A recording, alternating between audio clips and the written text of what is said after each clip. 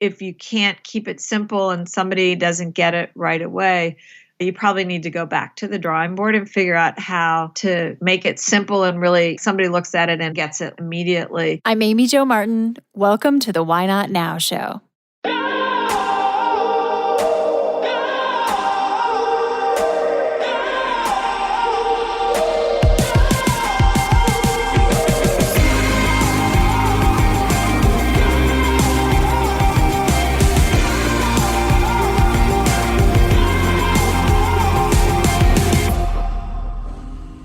You know that thing you've been thinking about doing?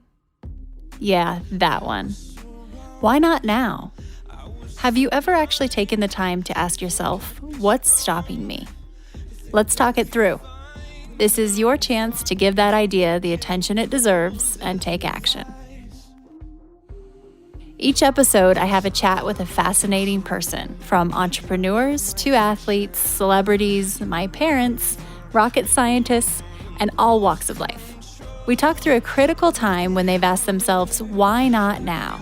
We dissect that day or even that moment, step by step. Just let go.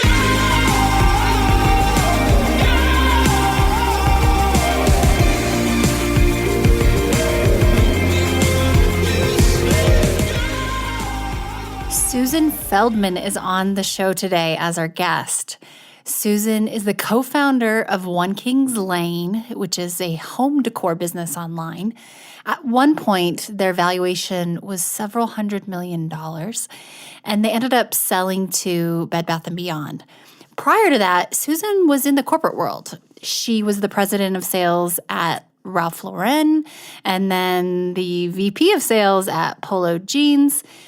And we talk through how she made the transition from her more structured 9-to-5 corporate job into becoming an entrepreneur. She took a route that many of us take, and that is through consulting as the very first step and gateway into entrepreneurship.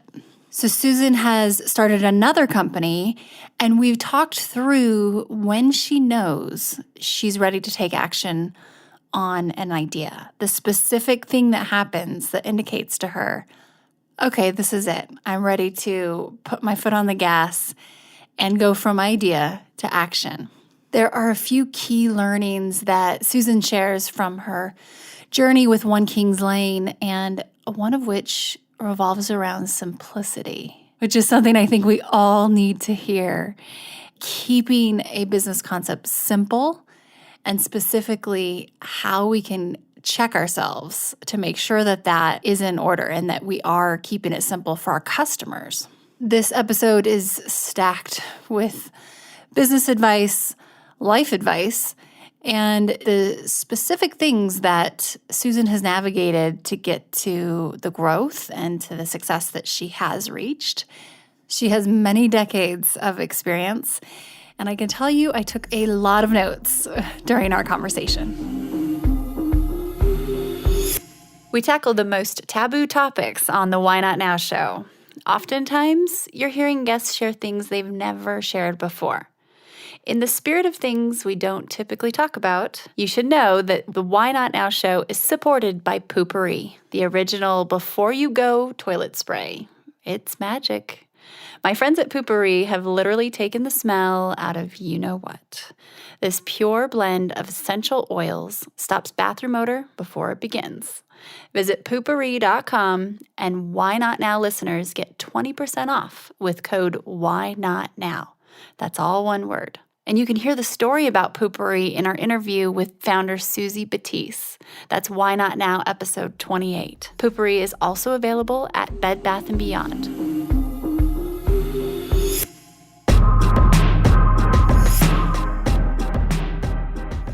Susan, welcome to the show, and thank you so much for joining me today.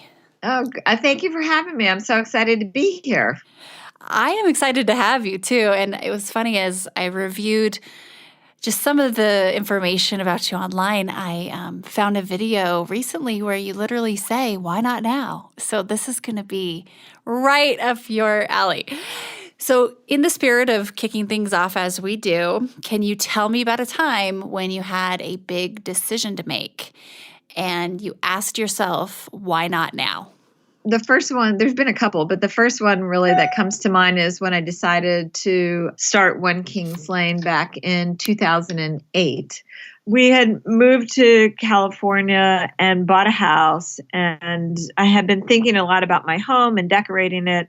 And there were fantastic stores in Los Angeles, but really online, it's kind of crazy to even imagine this. But, back in 2007, when I really first started thinking about this online, there was very little in the way of interesting, unique products for the home. I mean, the big stores definitely had websites, but that wasn't really what I was looking for. So I had been thinking for quite some time about what that might look like, what a business might look like online. I was, more and more interested in e-commerce, having been in the fashion world, but my interests were starting to skew more and more to the home space just because of my own personal interests. And I wasn't finding what I wanted. So at the same time, I had been working on a consulting project for a couple of years, and that really came to what I thought was, I finished that and felt like I was done with it. And I really was at that point where I was like, okay, now what? Do I, go look for another job in fashion apparel? Do I retire? Or do I go start this business that I have been talking all the time about for the past year? And so I got to that point, which was why not now? And it took a while, to be honest. It was interesting. I couldn't stop thinking about this business. I couldn't stop talking about it. And actually, I give my husband a lot of credit for what I could call pushing me into the pool because, we obviously talked about what I wanted to do next. And he was really the one who said, why not now? He said, look, either go do it and try it. What's the worst that's going to happen? It won't work, or stop talking about it. And so that was really the push that I needed to go and start this new business, One Kings Lane. And I was at that point, that was the fall of 2008, off and running at that point. And what a time to be. Not only do we have a big election going on, but then you have the economic downturn really starting. So that's fascinating. Actually, it wasn't just starting. I think it was sort of peaking. The recession at that point was really coming, was full blown at that point. And, it's interesting. I think when you have an idea and you're really passionate about it and you're obsessed to go make it happen, you somehow put blinders on to things like that. Like I knew there was a recession, obviously, but it didn't stop me. And actually, to our advantage, it actually ended up being something that worked to our advantage as we went and started that business. But we didn't sit around and say, oh my God, there's a recession going on. Mm-hmm. This is the worst time to start a business. We just said, we had this vision and let's just go make it happen. And actually, let's go make it happen as fast as we possibly can so we can be first to market, because nobody else was really doing anything like this at the time. And I appreciate you sharing that, because I think, it would be easy if you were looking for reasons not to. You could have found them clearly, right? And it's that definitely would have been a good one. Mm-hmm. It could have been a decent. I started my first company in 2009, in early 2009, and as I look back at those seasons, I barely remember. We just thrived right out of the gate, and it's hard to remember what everybody else remembers, because I too had those blinders on. But as I listened to you, so you had this interest in e-commerce and you married that with your budding interest of the home space just because of your own needs and situation. You had a problem, you found a solution. And what I really think was, it seems like it's such a common denominator and trend is that you said, I couldn't stop thinking about it and I couldn't stop talking about it. So as people are listening to this conversation right now and trying to figure out what is their thing, what is their idea, that's probably a good place to really zone in is there something that you just can't shut up about? Because that's probably a place to get curious, right? And what's the worst thing that's going to happen, you asked yourself. So did you follow that through, that worst case scenario? Did you kind of think through, okay, well, what is the worst thing? Yeah, I mean, definitely. I think the worst thing was, given the economic conditions of the time, that one thing we did understand, just going back to that, is that we were not going to be able to go raise any sort of money. Initially, the investment community was pretty dried up at that point. Well, not dried up, but I think the VCs were kind of hiding under their desks. Pausing, yeah. So what we knew was, and by the way, I ended up taking I had a partner who came in, pretty soon after I decided to do this, somebody that I met, which is a whole other story. But what we decided was that we both were comfortable investing X amount of money, our own money. We were going to bootstrap this business. And so really the way I thought about it was that this was an investment we were making. And I guess the worst thing that really would happen is that we would lose that money. And so if coming to terms with that, then it made it really easy just to move forward, because that just seemed like it would be a bad investment. That could happen in the stock market. It could have been happening with real estate or really anything. Yeah, from a lot of different things. But since we were bootstrapping and it was our own money, that was, kind of our mindset. And actually, it was interesting because when we first started, we set everything up almost thinking that this might not work, which is kind of, I guess it's a little weird, but meaning that if for some reason we couldn't make a go of this and it didn't work, we wanted to be able to, walk away pretty easily. So, when we were negotiating contracts with people to develop the website or to do fulfillment, everything was, we tried to make it as short term as possible initially. And the same even with people that started to work with us, everybody was freelance. People didn't really become employees until we were about 9 months into the business. And at that point, the business was like way off and running. So it was fine. But we were so, I guess, I don't know if paranoid's the right word, but we were just so concerned that it might not work. But we kept plowing through as if it were. So, well, I think that's really important to realize too, that with your story and how you believed in it enough to not really take into account what was going on with the rest of the world. Like you obviously had a strong belief, but you also were designing it in a way that it sounds like you had some easy outs if you needed to get out. So it probably felt safer. Okay. Very interesting. Right. Yeah, exactly. Like we felt like if we had to walk away, we could. I mean, obviously that's not how we were operating, as if we were going to make this a success. And fortunately for us, I mean, this was, I think, a unique experience. I mean, One Kings Lane, when we started, was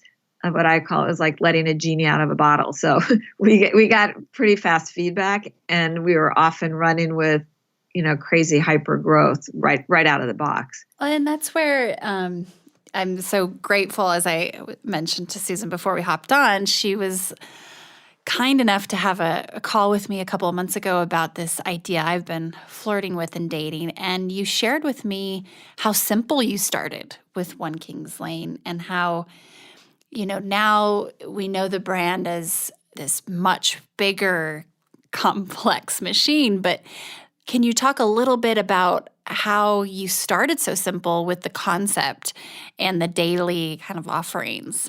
Because I wasn't necessarily aware back in the day when you were first getting started, but then became fully aware, of course, as most people did as you grew so quickly. But that simplicity was surprising to me. I mean, that's obviously how a lot of things start and end up doing well, but sometimes I don't think we realize how a concept and an idea can actually be really simple to begin with.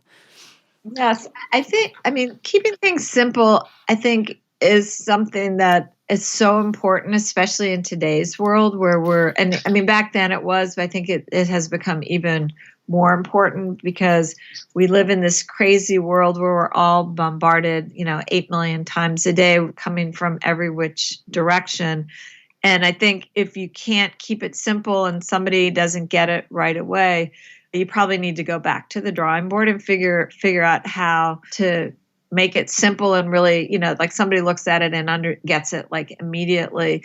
And the motto was quite simple. It was, initially it was flash sales, basically, is what it was. And so this was something that had been happening in the apparel world, but it was only in apparel the time that we started One Kings Lane.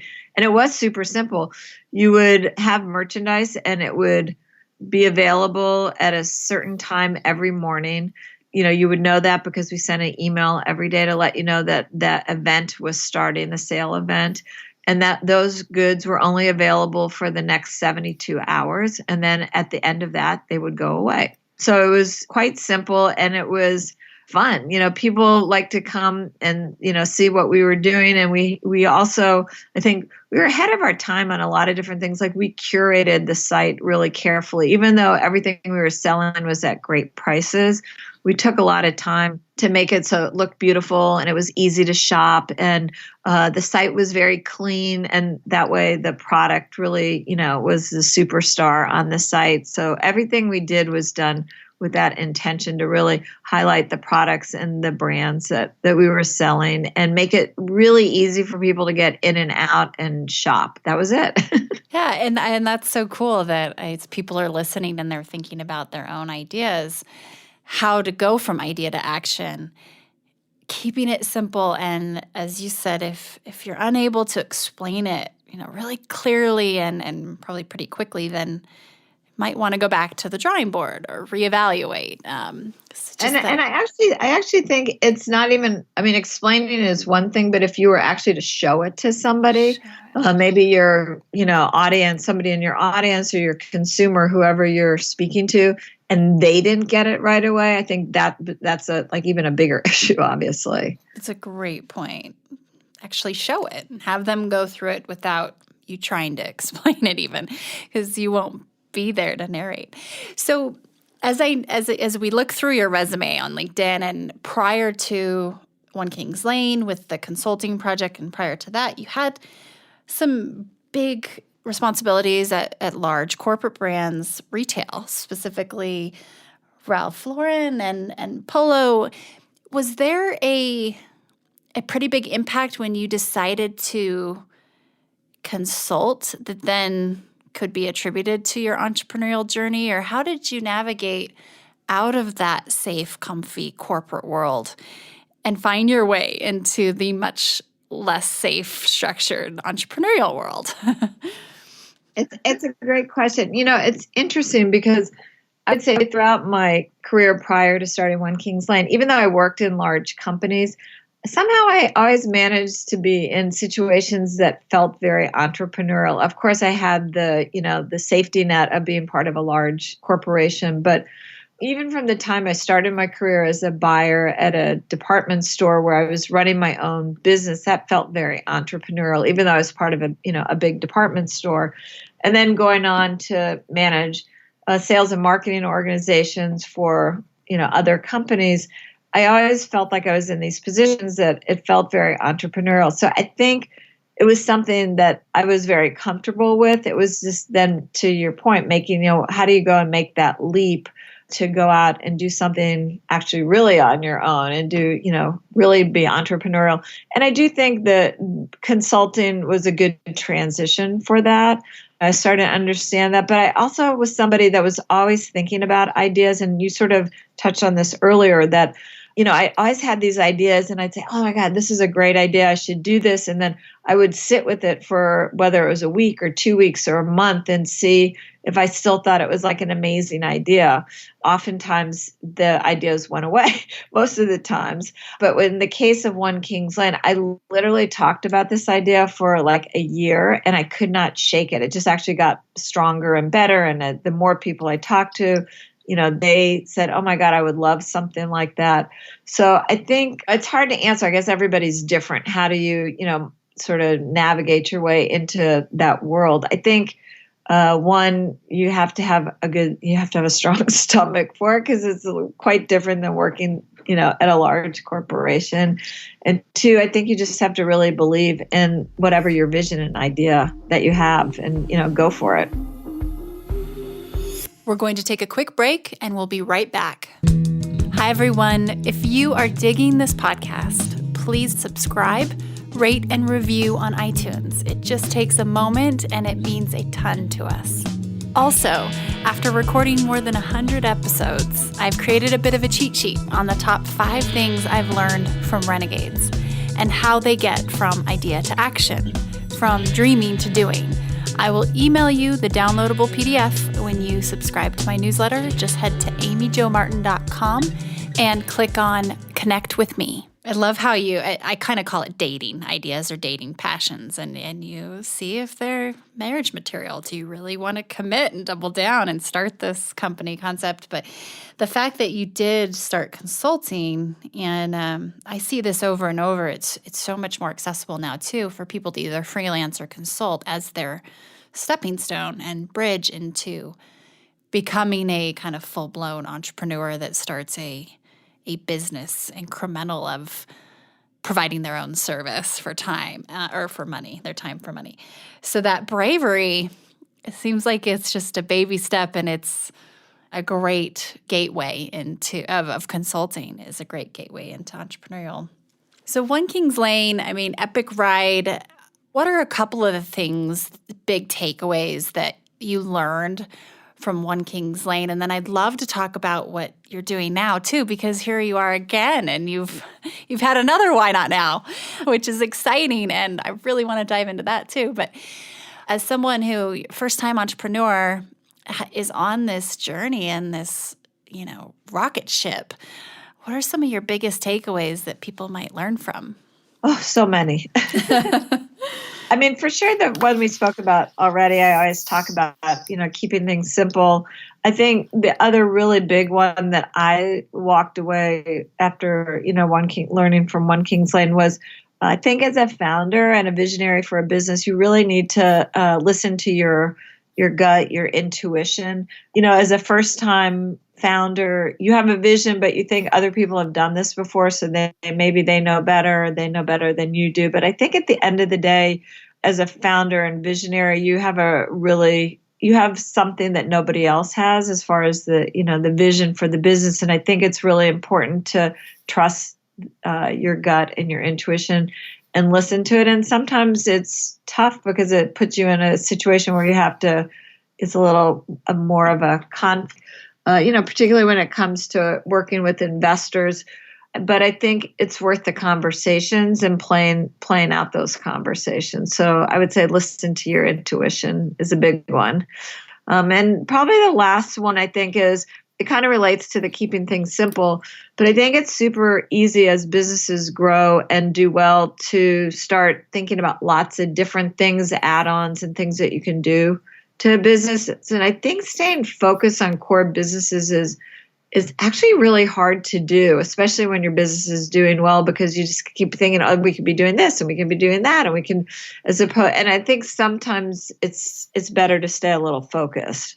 Ooh, great advice.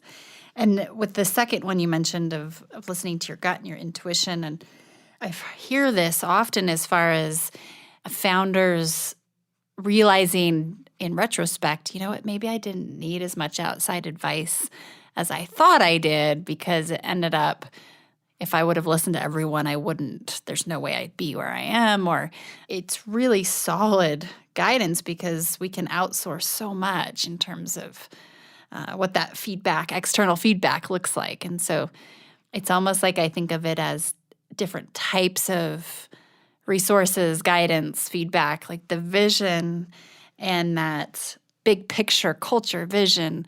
You're right. You have something that nobody else does. And so to protect that, and maybe there are aspects that you don't know as much about.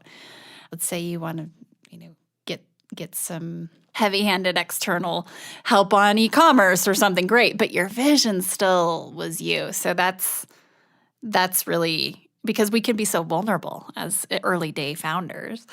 And then the add-ons. Oh yeah. Wow. Staying focused. And they always seem like really good ideas, the add-ons. Oh yeah. We had a bunch of them at One King's Lane, and we thought they were brilliant. Yeah. Until they weren't. This new division can generate X revenue, and your core competency might be lost. Yeah, and not even that, but it's just they're distractions to the core business, right? So, and it's not that you shouldn't, expand and grow and do other things, but I think there's a time and place for those things, which is probably a whole other conversation. Sure. So let's talk a little bit about your current venture and how you got started, and back to kind of where we started with One King's Lane. How did you know this new idea was it? There were some similarities and some things that were different about thinking about and starting Get in the Groove. It was about actually the time that we were selling One Kings Lane. And I started talking to a lot of women around me. And it's funny because just tell everybody, Get in the Groove is an online lifestyle destination for what I call age-defying women. So that's code for 50 plus. But I had, started talking and I started One Kings Lane when I was 53. And when we sold the company, I was 61.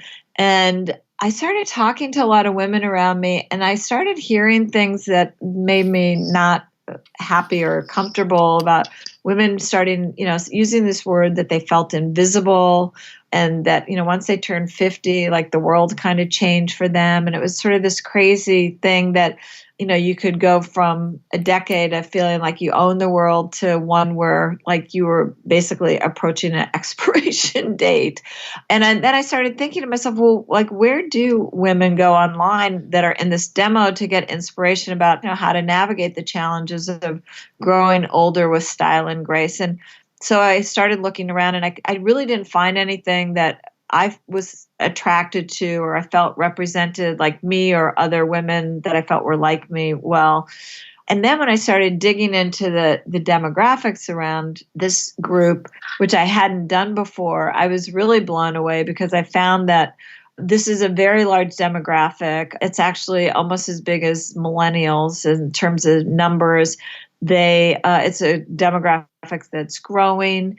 It's a demographic that has about 70% of the wealth in this country. And the women in this demographic are what I would call super consumers, spend about 250% more than any other demographic out there. And yet nobody's talking to us and nobody is marketing to us. And I thought, well, that's crazy. Like this is a huge opportunity to create a destination where women could be heard and not feel invisible and get information that would actually help them be part of the conversation and get information that they, would help them to feel that they were, as we say, in the groove.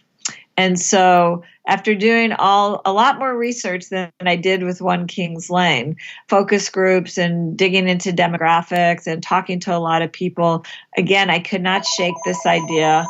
And so I decided to go at it again and start Get in the Groove. Amazing. And I just was doing a little bit of research too, and I saw something that was shared, some press attention that you had gotten when you first launched, that 40 million 50-plus American women represent over $15 trillion in purchasing power. And they are the healthiest, wealthiest, and most active generation in history. Wow. And not only that, but this population will be experiencing some of the largest growth of the next 10 years. So, whoa, I mean, what a land grab from a retail. One other statistics, which is kind of crazy, the wealth that they have today over the next, I think it's 15 or 20 years, is going to double through inheritance also. So it's not like it's actually going to get bigger and stronger. So yeah, big land grab for sure. Just a lot of things that sort of need to change in order to grab it. And so when you were making this decision and you were going from idea to action, literally, or considering it, it sounds like there was an emotional tug too, because you didn't like what you were hearing from the women that were saying, we feel invisible or there's an expiration date. So would you say that had just as much fuel and added just as much fuel as the research that you discovered as well? I think it was all part of making a decision to do something about this and, wanting to try to make a difference, because I think that using 50 as kind of an arbitrary number it's a big deal for probably everybody, but women in particular. There's a lot that happens around that time, both physically and emotionally and intellectually and professionally. And, it is like a lot going on. And on the other end, like going through puberty, I think some people come through it okay and some people not so good. And I feel fortunate that I feel pretty good about where I am in my life. And I felt like I could be an authentic voice for this, demographic and hopefully inspire, but also, like I had said before, provide information to help people feel better and be part of the conversation. Did you have clarity of how this would be executed as the idea started to grow, or did you have to explore what the execution would look like in terms of, is this a platform? Is this another retail destination? What was like the very first phase? I think what Get in the Groove is today is pretty close to what I had envisioned it once I decided to do this, because what the idea is that I think what happens oftentimes as you start to age or grow older is that, there's a lot of information out there, and it's hard to, once you sort of disconnect a little bit, it's like sort of accelerated, right? It's hard to catch up again. And so I wanted to create a platform and a way to communicate with this demographic in a way that we could provide a curated, not all that different, honestly, than One King's Lane, but a curated information, whether it was about beauty or fashion or health and wellness, in a way that was sort of quick and easy and simple, and that you could use that information, and that you would get sort of almost like these daily dose. We're not to daily yet. We're 3 times a week we send an email, but hopefully as we grow, we'll get there too. Very cool. Very cool. And for people who are listening and they're trying to decide, what is this thing that I want to build, to do, the concept, where are my passions and my purpose and my skill colliding? You've now done this a few times. What advice do you have people who are having a tough time identifying their thing, their concept?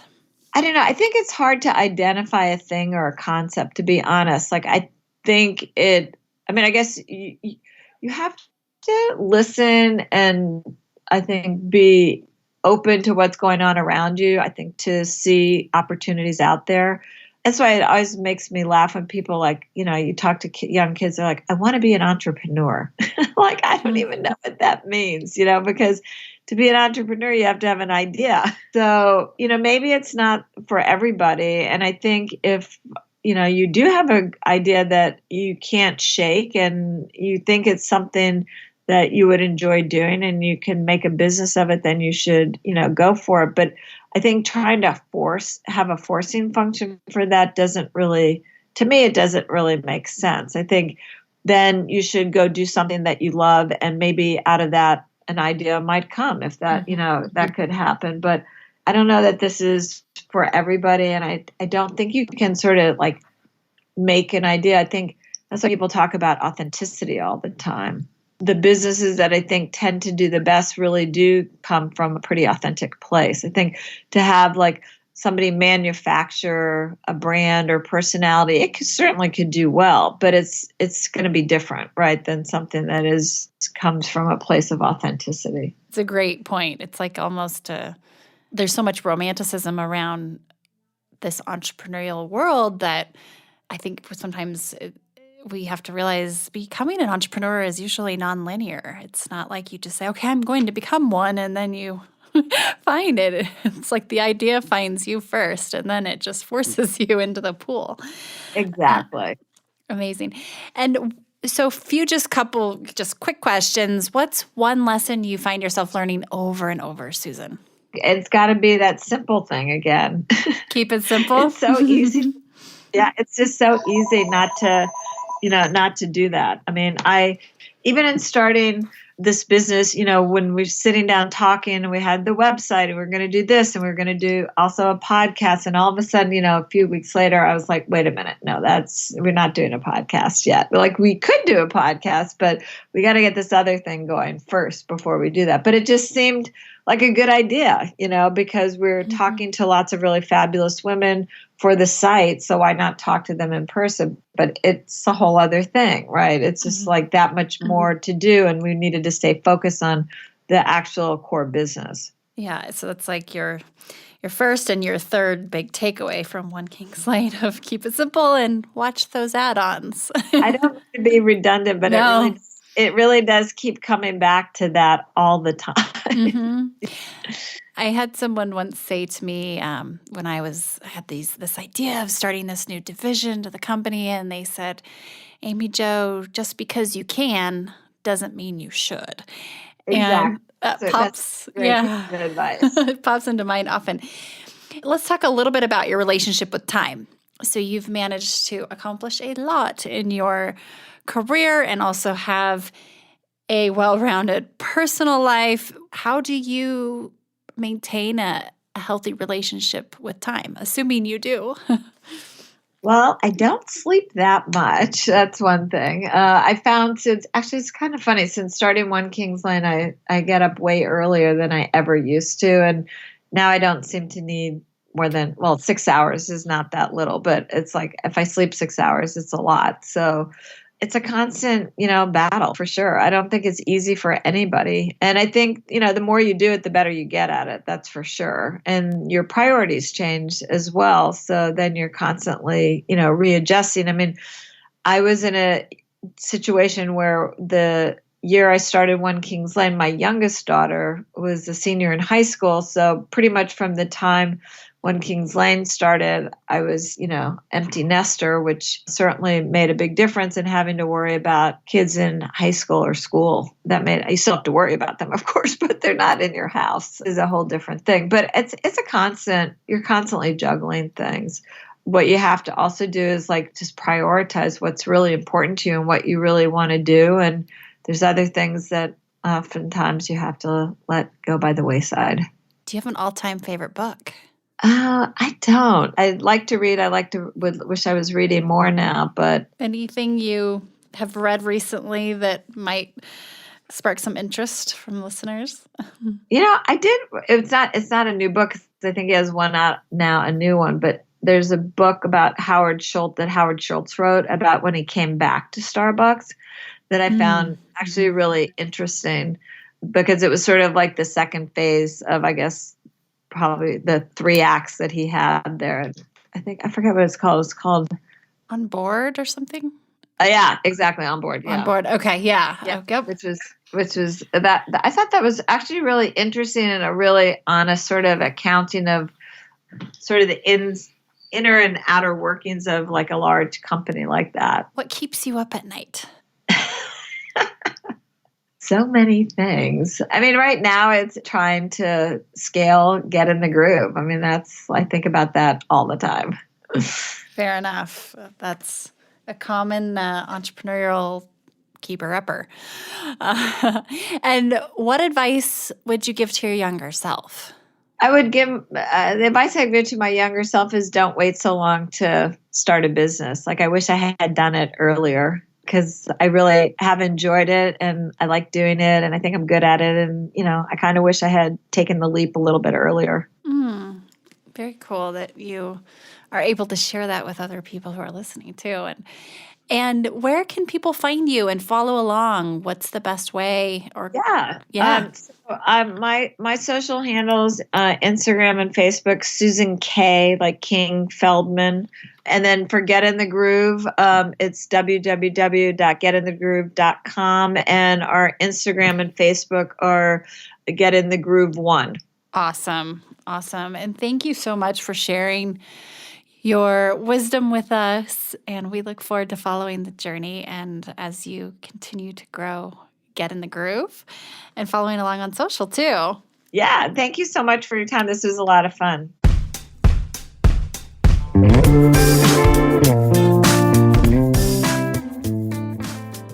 Hey everyone, thanks for listening to the show. Hit me up on social media to let me know what you think. I'm at Amy Jo Martin on Twitter, Facebook, Instagram, and LinkedIn. And I want to hear your Why Not Now moments so I can share them on the show. Just send me a note to whynotnow@amyjomartin.com. For show notes and other offers, you can visit amyjomartin.com/whynotnow. And while you're there, don't forget to sign up for my email newsletter for exclusive content and announcements. A big thanks to Rock Salt Music for all of the tunes by the talented John Coggins, and of course a hat tip to Richard Brewer for editing and producing the show. I'll see you next time, and until then, why not now?